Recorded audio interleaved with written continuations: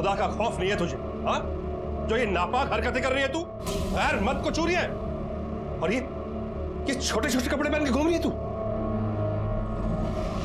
ले पकड़।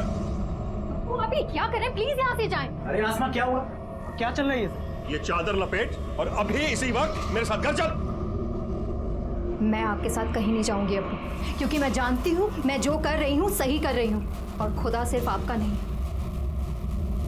वो मेरी भी नीयत समझेगा। सर आप शोर मत बचाइए और चलिए यहाँ। नहीं चलेगी तू? प्लीज आप जाएं यहाँ से। अस्मा तू ठीक नहीं कर रही। चलिए सर, इसकी तुझे कीमत चुकानी पड़ेगी। चलिए सर। तो इतना सब कुछ हो जाने के बाद भी तुमने उसे जॉब से नहीं निकाला? सर मैंने उसे जॉब से इसलिए नहीं निकाला क्योंकि उसे जॉब की बहुत जरूरत है, और जितनी उसे जॉब की जरूरत थी उतनी सैलून को भी उसकी जरूरत है। सर वो हमारे स्टाफ और सारे क्लाइंट उसी को पसंद करते थे। हाँ मैं वहां गया था, और आप लोगों को इसलिए नहीं बताया क्योंकि मैं खुद अपनी इज्जत का जनाजा नहीं निकालना चाहता था। आपने उसे धमकी भी दी थी कि उसे कीमत चुकानी पड़ेगी। हाँ तो चुकाई ना उसने कीमत। ये जो कुछ भी हुआ अल्लाह की मर्जी थी साहब, उन्होंने उसको कर सकते हैं जी। और अल्लाह से दुआ कीजिए कि आसमा का कातिल जल्द से जल्द पकड़ा जाए। जी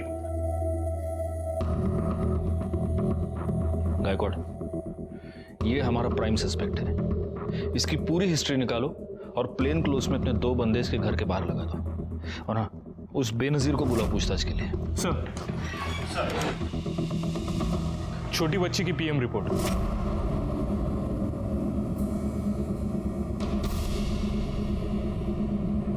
जैसा कि हमें शक था, मर्डर गला दबाने की वजह से ही हुआ है और 11:30 से 12:30 के बीच हुआ है। गायकवाड़, ये बच्ची पैदाइशी अंधी थी।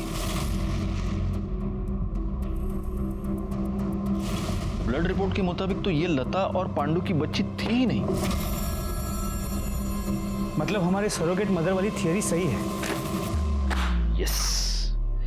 अब अगर लता सरोगेट मदर थी तो इसका मतलब लता को इस सरोगेसी के पैसे मिले होंगे।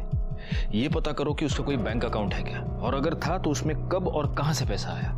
आसपास के जितने भी आईवीएफ सेंटर्स हैं वहां पर पूछताछ करो, क्योंकि अगर उसने सरोगेसी करवाई है तो वो इनमें से किसी एक सेंटर पर जरूर गई होगी। जी सर। इस पूरी इंफॉर्मेशन के साथ हमें यह भी पता करना होगा कि ये लता आखिर औरत कैसी थी, और मैं जानता हूं इसकी सही जानकारी हमें कौन दे सकता है।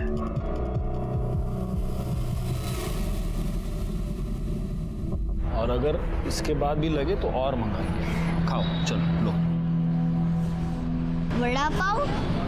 अंकल पक्का मेरे को इस वड़ा पाव के बाद कुल्फी भी खिलाओगे? पक्का खिलाऊंगा, और एक नहीं, तुम जितनी कुल्फी खाना चाहो उतनी कुल्फी खिलाऊंगा।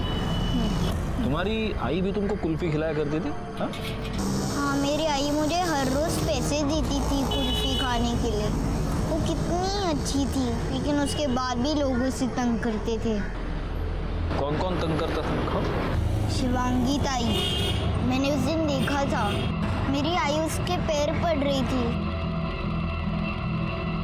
वो आई से पैसे ले रही थी।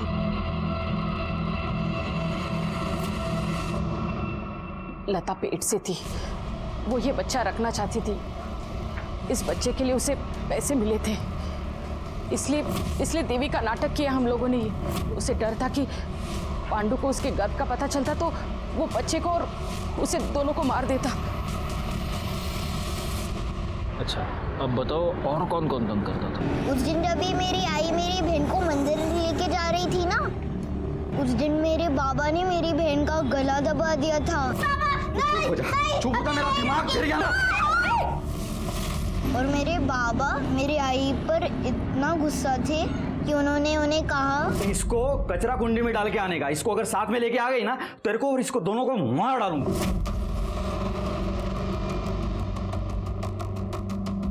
फिर उस दिन बाबा भी काम पर नहीं गए थे। उस दिन अगर तुम्हारे बाबा काम पर नहीं गए तो कहाँ गए? मालूम नहीं, पर उस दिन जब ये आई मंदिर गई थी ना, तभी बाबा भी उनके पीछे गए थे।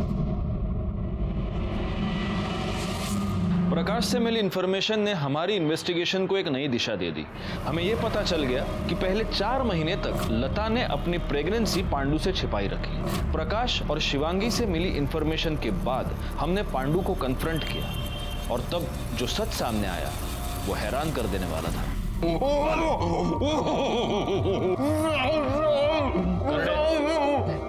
मर जाऊंगा साहब। तो हम क्या करें? देख, अगर मिर्ची नहीं खानी है ना तो सच सच बोल, क्योंकि हम जान गए कि अभी तक तुमसे झूठ बोल रहा था। उस दिन तू काम पे नहीं गया था। जब तेरी बीवी बच्ची को लेके मंदिर गई तो तू उसके पीछे पीछे गया था, है ना? बोल। मेरे को मालूम था साहब वो मेरी बच्ची नहीं है, इसलिए मैं लता पे बहुत भड़का, हमारा झगड़ा भी हुआ था। जब वो बच्ची को लेके मंदिर की तरफ निकली तो मैंने साइकिल से उसका पीछा किया।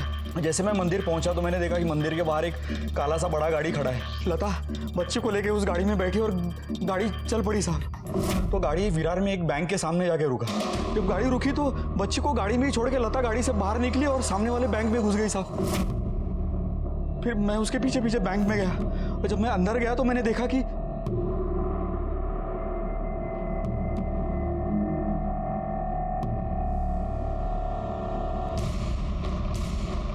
क्या चल क्या रहा है तेरा ये? इतना पैसा लाएगी इधर से तू, और बाहर कौन है वो गाड़ी वाले लोग? ऑलरेडी नको, मैं बताती हूँ तेरे को सब। देख अब उस बच्ची की ना अपन को जरूरत नहीं है। अरे देख उसके बदले में कितना पैसा लाई। मतलब तू पैसे के लिए बच्ची को बेच दिया तूने? लता मेरे को बोली कि तू अभी घर निकल जा, मैं शाम में आती हूँ और तेरे को सब बताती हूँ, इसलिए मैं भी घर निकल गया। गाड़ी में कौन था? गाड़ी में कौन था पता नहीं साहब, मैंने देखा ही नहीं। गाड़ी का नंबर याद नहीं साहब, मैंने देखा नहीं। झूठ बोल रहा है? हाँ? भाई साहब अगर आपको चाहिए तो मैं विरार वाला बैंक आपको दिखा सकता हूँ। सर, आसमा और नाज़नीन की पोस्टमार्टम रिपोर्ट के मुताबिक उनके सर पे किसी भारी चीज से वार किया गया है और मौत की वजह भी हेड इंजरी है। मौत का वक्त शाम 7 और 8 के बीच का है। बैकवर्ड रिपोर्ट ये कह रही है कि जो मर्डर वेपन है उसका सरफेस बहुत छोटा नहीं था। इसका मतलब कोई स्टिक या रॉड तो नहीं हो सकता। बैकवर्ड, नाज़नीन के साथ मरने से पहले सेक्सुअल असॉल्ट किया गया है। जी सर, और समझ में ये नहीं आता कोई छोटी सी बच्ची के साथ ऐसा कैसे कर सकता है। पोस्टमार्टम रिपोर्ट ये कह रही है कि मर्डर शाम को 7 और 8 के बीच हुआ है और आसमा की मोबाइल लोकेशन ये बता रही है कि 7 और 8 के बीच वो अपने घर पर ही थी, जबकि सज्जाद ये कह रहा है कि वो 9:30 बजे तक घर पर आई नहीं थी। सर पांडु सच कह रहा था। लता का बैंक में अकाउंट है जिसमें उस दिन 50,000 डिपॉजिट किए गए और एक बार पहले भी कैश में 50,000 डिपॉजिट किए। सर इम्पोर्टेंट बात यह है कि लता को बैंक में आसमा हुसैन ने इंट्रोड्यूस करवाया था।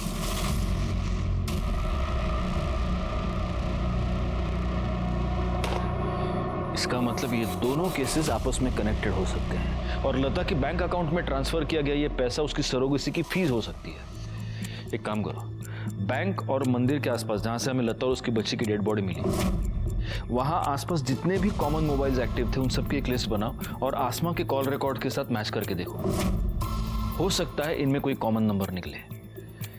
ये हो सकता है कि आसमा उस सरोगेसी वाले कपल को जानती हो या ये भी हो सकता है कि आसमा ने ही ये डील फिक्स करवाई हो।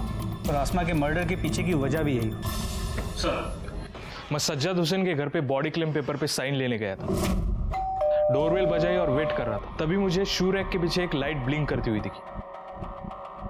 सर मैंने सज्जाद से साइन ले ली, उसके बाद शू रैक के पीछे देखा तो ये कवर में मोबाइल मिला। इस मोबाइल में सिम कार्ड नहीं है लेकिन काफी कुछ चीजें हैं। देखिए सर।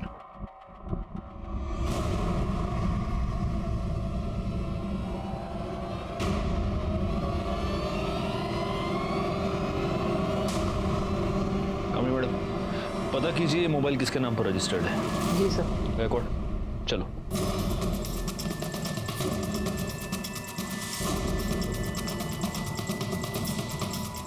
सर आप ये बेवजह मुझे परेशान करने क्यों आ जाते हैं? सर मुझे जो पता था मैंने आपको सब कुछ बता दिया। सच सच मेरा यकीन कीजिए आप। सर बाथरूम से मिला है।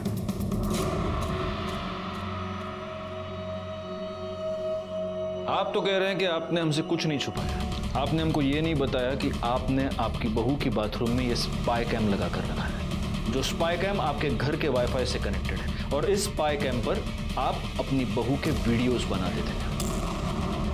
आपने हमसे ये भी झूठ बोला कि मर्डर वाले दिन 9:30 बजे तक आसमा और नाज़नीन घर पर नहीं आए थे, जबकि उनका मर्डर शाम को 7 और 8 के बीच हुआ है।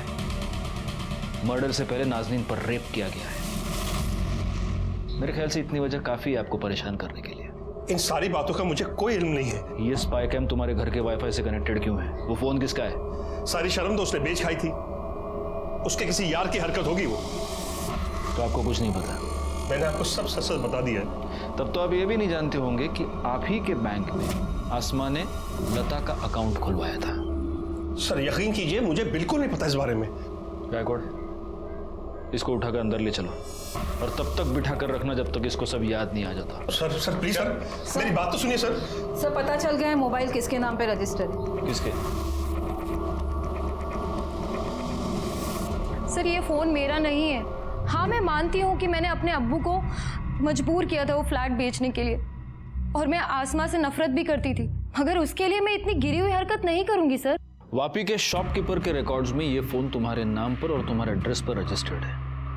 यही फोन बाथरूम के स्पाई कैम से कनेक्टेड था। इसका मतलब साफ है, तुम अपनी भाभी की अश्लील वीडियो बनाकर उसे ब्लैकमेल कर रही थी कि फ्लैट के ऊपर से अपना क्लेम वो छोड़ दे, वरना तुम ये वीडियोस वायरल कर दोगी। खुदा कसम सर मैं सच बोल रही हूँ, ये फ़ोन मेरा नहीं है। तो फिर ये फोन तुम्हारे नाम पर रजिस्टर्ड क्यों है? पता नहीं सर, मुझे लगता है कि कोई मुझे फंसाना चाहता है।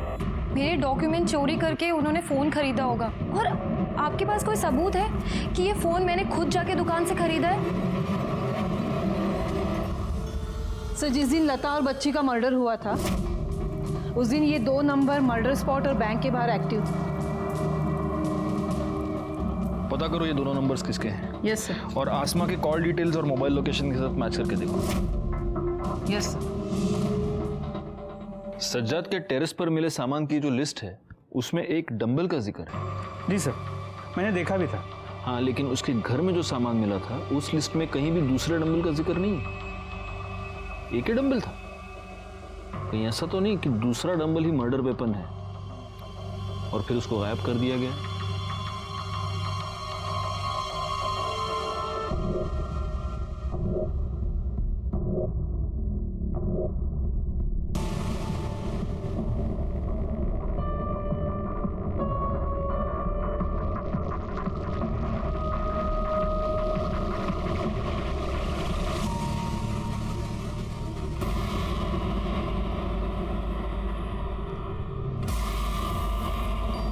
सर ये देखिए ये मिला है।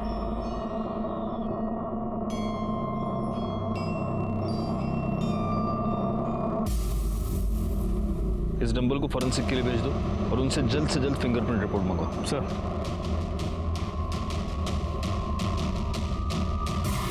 ना बोल। सर मैंने आपको बताया मैं उनके घर नहीं गया था। देखिए तबरेज, अगर सिंगल पीस रहना चाहता है ना तो सच सच बोल, वरना इतना मारेंगे कि पांव पे खड़ा नहीं हो पाएगा। ये तेरी मोबाइल लोकेशन, इससे साफ पता चलता है कि उस दिन शाम 7 से 8 बजे के बीच तू सज्जाद के घर पे था और 7 से 8 बजे के बीच ही आसमा और नाजनीन का मर्डर हुआ। सिर्फ इतना ही नहीं, नाजनीन के कपड़ों पर जो सीमेंट मिला वो तेरे सीमेंट से मैच होता है और जिस डंबल से तूने मर्डर किया उस डंबल पर तेरी उंगलियों के निशान भी है। और बाथरूम में स्पाई कैम भी तूने ही लगाया था ना? एक 8 साल की बच्ची का रेप करके मर्डर किया तूने उसका। अब अगर सच नहीं बोला ना तो तेरे मुंह में हाथ डाल के सच बाहर निकालूंगा मैं। बोल। सर बिजनेस में बहुत लॉस हुआ था सर, पैसे की बहुत दिक्कत थी सर, इसलिए मैं बेबी जी को प्रेशर कर रहा था फ्लैट बेचने के लिए। बाथरूम में स्पाई कैम भी इसलिए लगाया था ताकि आसमा को ब्लैकमेल करके उसके साथ मजे करूंगा और उसको फ्लैट में क्लेम करने से रोकूंगा, पर वो मेरी बात मान ही नहीं रही थी। उस दिन भी उनके घर इसीलिए गया था, लेकिन जब उनके घर पहुंचा अम्मी को बुला। दादू घर पर नहीं है। तेरी अम्मी को तो पता है मजे मार रही होगी कहीं पे, पर ये बुड्ढा कहाँ चला गया? हमारी अम्मी और दादू के बारे में गाली मत दो। अरे वाह, बकरी तो बकरी साथ में मेमना भी बोलने लगा है। तमीज। मैंने सारा गुस्सा नाजनीन पे निकाल दिया और तभी उसी समय सज्जाद वहां पर आ गया।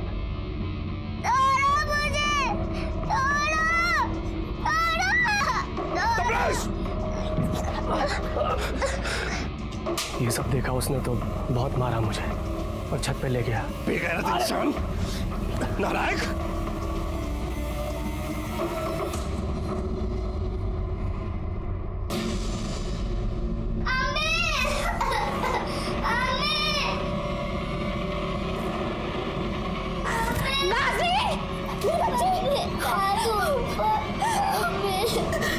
या अल्लाह, ये मुझसे क्या गुनाह हो गया? मुझे माफ कर दे, माफ कर दे मुझे। आप ऐसा कैसे कर सकते हैं?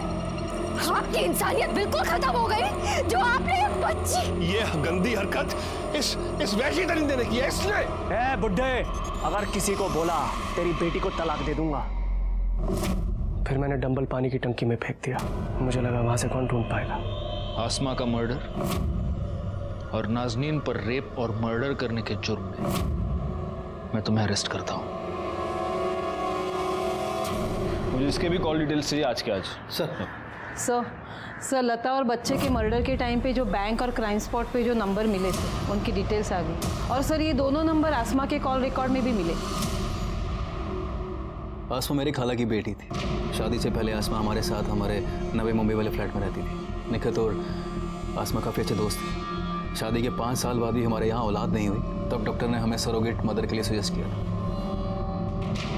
सर मैंने सरोगेट मदर वाली बात आसमा को बताई, तभी उसने मुझे लता के बारे में बताया। 12 दिसंबर को क्या हुआ था जब लता बच्ची को लेकर तुम दोनों के पास आई थी? बोल। निखत ने देखा कि बच्ची की आंखों में कुछ प्रॉब्लम है। हाँ अंधी है, डॉक्टर भी बोला कि अंधी है। तो तुमने हमें पहले क्यों नहीं बताया?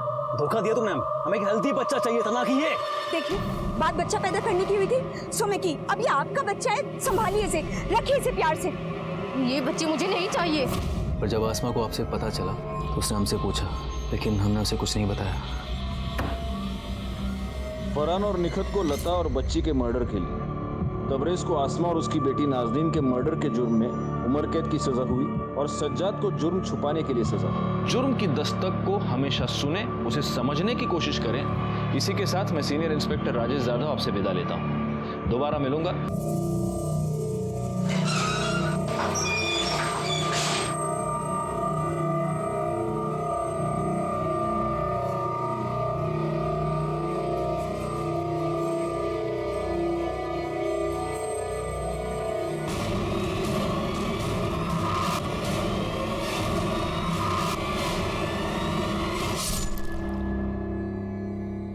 नमस्कार, मैं senior inspector Rajesh Yadav crime petrol Dastak के आज के इस भाग में आप सबका स्वागत करता हूं। आज मैं आपको उस केस के बारे में बताने जा रहा हूं जो दिसंबर 2018 में मेरे सामने आया था, जब मैं महाराष्ट्र के विरार पुलिस स्टेशन में पोस्टेड था।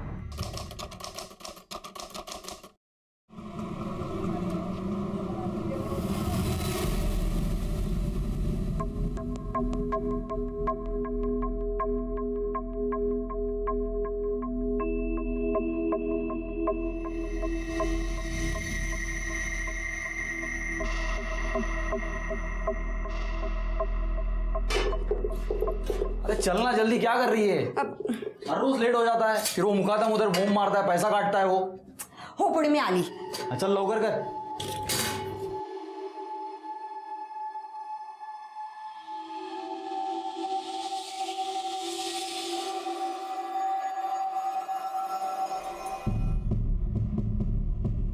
अरे माझ्या सोनला, आई बाबा के जाने के बाद घर का ध्यान रखेगा ना? हाँ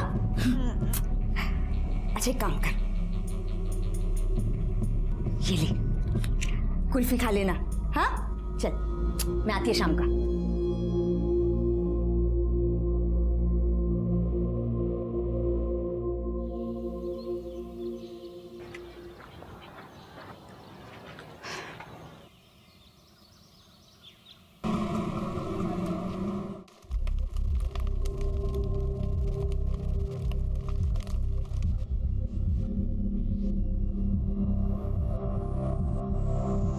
देवी येणार, देवी येणार।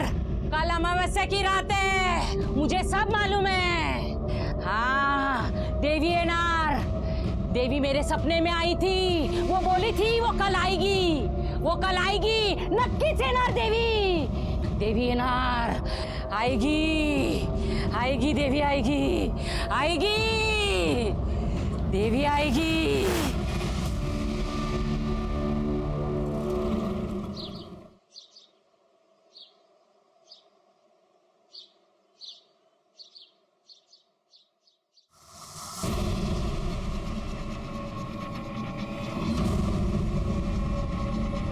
अरे अवधू, ये देख क्या है, देख तो जरा। ये देखो क्या है, लगता है तेरे घर पे किसी की नजर है। पांडू बच के रहना रे, लगता है कुछ तो भी जरूर होने वाला है।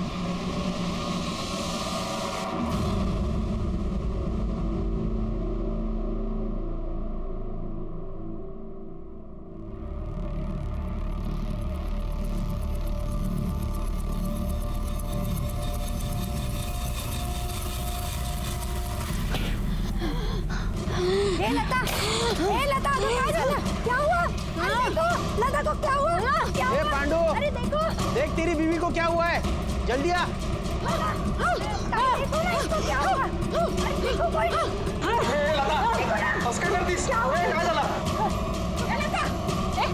हुआ? क्या हुआ?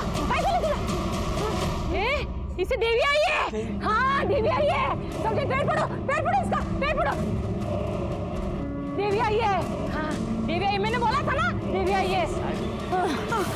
अरे लता, साहब मैं क्या करूँ अभी? मैं कहाँ लेके जाऊँ इसको, कैसे ठीक होगी? अरे रोना धोना बंद कर, डॉक्टर के पास लेके जाओ उसको।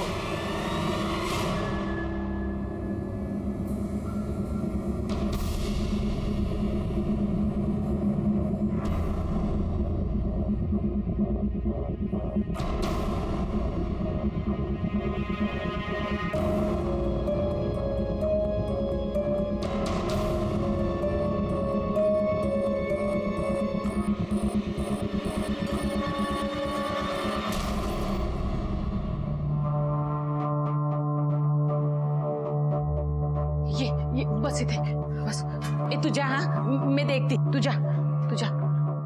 डॉक्टर साहब क्या हो गया लता को, सब ठीक है ना? लता प्रेग्नेंट है, 4 महीने हो चुके हैं। क्या? ऐसा कैसे हो सकता है?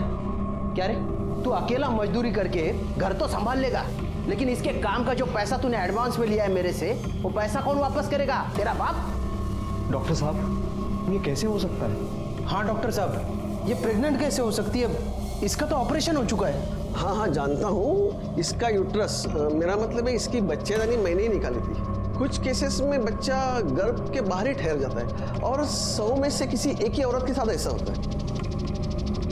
देखा, मैंने बोला था ना देवी आने वाली है। देवी ने लता के गर्भ को अपना घर चुना है। ये सब कृपा और चमत्कार है, चमत्कार है ये चमत्कार नहीं है, पाप है पाप। अरे देख क्या रहा है, गिरा इस पाप को। और तू नहीं गिरा सकता है ना तो मेरे को बोल, मैं गिराता हूँ।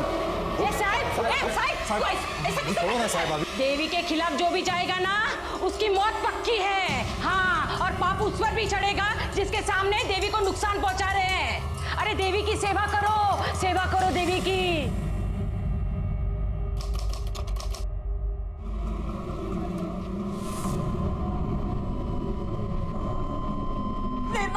अरे क्या हुआ? देखो ना डॉक्टर साहब, दर्द चल हो गई। नर्स, इन्हें जल्दी से ऑपरेशन थिएटर लेके जाओ।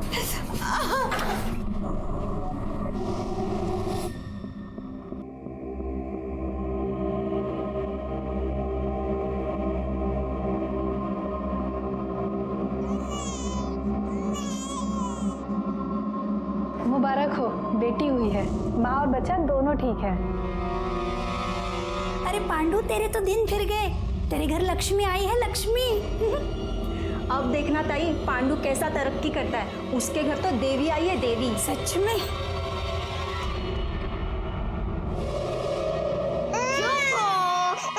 ये ले, दूध पी ले।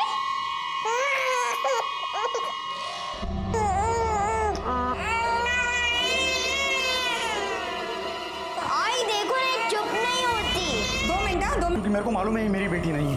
तू सच बता मेरे को, तू किधर मुंह मारी थी और ये किसकी बेटी है? तू मेरा मरा दे तो तेरी बेटी होगी ना। कहीं जाती तुझे छोड़ के मैं? बच्चे के सामने पता नहीं क्या उल्टा सीधा बोलने जा रहे हैं। तू शेंडी किसी और को लगा। मेरी बेटी, देख शक्ल देख उसकी, कोई बोलेगा मेरी बेटी है? किसका पाप है ये? क्यों तमाशा कर रहे हैं सबके सामने? अपनी बेटी को कोई पाप बोलता है, अपमान करता है लक्ष्मी का। रोक, किधर जा रही है? मेरे को आज सब बराबर करने का।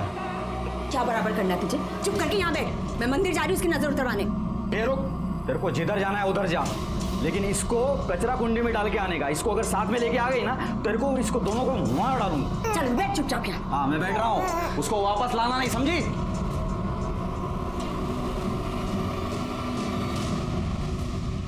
साहब मेरी बीवी को ढूंढ निकालिए साहब, वो पता नहीं कहाँ गायब हो गई साहब, घर में नहीं आई। एक मिनट जरा शांत हो जाओ और शांति से बताओ हुआ क्या है। साहब मेरी बीवी लता सुरवे कल अरनाला के देवी के मंदिर में गई थी साहब सुबह, और घर में वापस लौटी नहीं साहब, पता नहीं कहाँ चली गई। तो मंदिर के आसपास जहाँ ढूंढना था सब जगह ढूंढा साहब, लेकिन नहीं मिली। तुम्हारी बीवी मंदिर में अकेली गई थी, कोई था नहीं उसके साथ? वो और हमारी बच्ची थी उसके साथ। बच्ची की उम्र क्या है? अभी 10 दिन की है साहब बच्ची, उसी की नजर उतरवाने के लिए गई थी लेकिन आई नहीं वापस। 10 दिन की बच्ची को लेकर तुम्हारी बीवी मंदिर गई थी? हाँ साहब। तो वो अकेली क्यों गई, तुम क्यों नहीं गए उसके साथ में? साहब मेरे को काम पे जाना पड़ता है ना साहब, अभी वो बच्चा घर में है, तब से लता भी काम पे जाती नहीं तो मुझे जाना ही पड़ता है। अगर मैं भी छुट्टी लेने लगा तो काम के वादे हो जाएंगे साहब। एकदम गरीब है साहब, रोज कमाओ रोज खाओ ऐसा चलता है। तुम्हारे घर में तुम दोनों के अलावा कोई और है? 6 साल का बेटा है, प्रकाश नाम है उसका। बीवी की फोटो है? कामनी मैडम, इसकी रिपोर्ट लिखवा लीजिए, सब डिटेल्स कामनी मैडम को बता देना। गायकवाड़ जरा पता कर रहा। सर। हाँ, ये कल अपनी बच्ची को लेकर यहाँ आई थी, उसकी नजर उतारी, दर्शन किया और फिर चली गई। कुछ अंदाजा है कि यहाँ से वो गई कहाँ थी? नहीं सर, ये तो हमें नहीं मालूम। 3 महीने पहले देवी माँ ने कृपा की थी उसके ऊपर, बच्चा दानी निकालने के बाद भी पेट से थी वो। शिवांगी ताई कहती थी देवी माँ जरूर आएगी, और देवी माँ आ गई, वो भी लता के बेटी के रूप में। देवी की नजर थी लता के घर पर, इसलिए उसने लता के कोख में जन्म लिया और हमारी इस बस्ती में प्रकट हुई। लता बहुत अच्छी है मैडम, सबसे प्यार से रहती है। उसका बेटा प्रकाश वो तो उसकी जान है, लेकिन पांडु लता की सारी कमाई छीन लेता है, फिर भी वो उसको पैसा देती है और उसकी पसंद की कुल्फी खिलाती है। सारे पैसे तू ले लेता था, फिर वो प्रकाश को कुल्फी के पैसे कहाँ से देती थी? पता नहीं साहब, लेकिन मैं तो कभी प्रकाश को पैसा दिया नहीं। सब बस्ती में एक बड़ा मेडिकल रैकेट चल रहा है, जिसमें बस्ती की ऑलमोस्ट सारी औरतों ने अपना यूट्रस निकलवा दिया ताकि मजदूरी करते समय प्रेगनेंसी या पीरियड के वजह से छुट्टी लेनी ना पड़े। और सर इतना ही नहीं, इनके दिमाग में एक बात बिठा दी गई है कि मंथली पीरियड यानी भयानक बीमारी है जो ऑपरेशन से ही ठीक हो सकती है। बीमारी तो है ही मैडम, और अगर इस बीमारी की वजह से कोई औरत काम पे नहीं आती है ना, तो कदम साहब उसके आदमी का भी पैसा काट लेते हैं। वैसे कदम साहब भी मदद करते हैं इस बीमारी के इलाज के लिए, और ऑपरेशन के लिए पैसा भी देते हैं, और हमारे रोज की मजदूरी से थोड़ा थोड़ा पैसा काट लेते हैं। यही प्रॉब्लम है, इन लोगों के पास एजुकेशन नहीं है, इसलिए जो चाहे जिस तरह से चाहे उन्हें बेवकूफ बनाता है, और ये लोग इतनी आसानी से इन्हें बेवकूफ बनाते हैं कि हम उन्हें कुछ नहीं कर पाएंगे। एनीवे, गायकवाड़, लता के बारे में कुछ पता चला? जी सर, लता के बारे में एक इंटरेस्टिंग बात ये पता चली है कि उसका यूटेरस निकालने के बाद भी वो प्रेग्नेंट हो गई, और गाँव वालों का मानना है कि उस पर देवी माँ की कृपा हुई। What rubbish Gaikwad. हाँ सर, ऐसा भी हो सकता है, क्योंकि उनके ऊपर देवी माँ का आशीर्वाद है। करडे, ये तुम कह रहे हो? पुलिस वाले हो ना तुम? ऐसे अंधविश्वासों पर विश्वास रखते हो तुम? पुढच्या वेळेला असं काही बोललत ना तो तुमको ही मिर्ची खिलाऊंगा मैं अभी। Sorry sir. गायकवाड़, ये विश्वास अंधविश्वास सब छोड़ो। अगर लता का यूट्रस निकाला गया था और उसके बावजूद वो प्रेग्नेंट थी, इसका मतलब कुछ है जो हमसे छुपाया जा रहा है।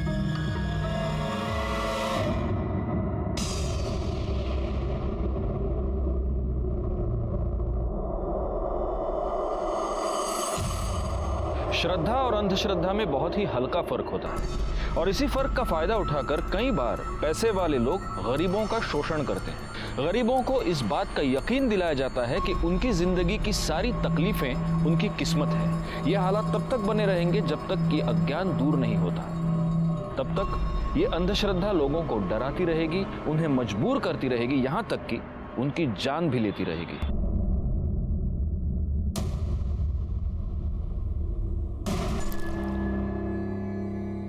नमस्कार, मैं senior inspector Rajesh Jadhav, crime petrol Dastak के आज के इस भाग में आप सबका स्वागत करता हूं। आज मैं आपको उस केस के बारे में बताने जा रहा हूं जो दिसंबर 2018 में मेरे सामने आया था, जब मैं महाराष्ट्र के विरार पुलिस स्टेशन में पोस्टेड था।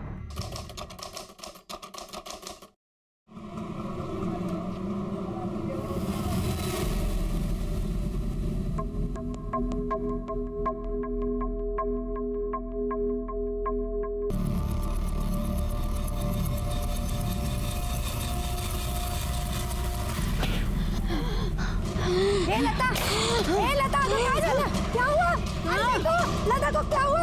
क्या ए हुआ? पांडु, अरे देखो, देख तेरी बीवी को क्या हुआ है, जल्दी आ। देखो ना इसको क्या हुआ? अरे देखो कोई। उसका कर दी। क्या हुआ? कहाँ चला? क्या हुआ? कैसे लगा? इसे देवी आई है। हाँ देवी आई है। सबके पैर पड़ो इसका, पैर पड़ो। देवी आई है। हाँ देवी आई, मैंने बोला था ना देवी आई है। अरे ये लता। साहब मैं क्या करूँ अभी? मैं कहाँ लेके जाऊँ इसको? कैसे ठीक होगी? अरे रोना धोना बंद कर, डॉक्टर के पास लेके जाओ उसको।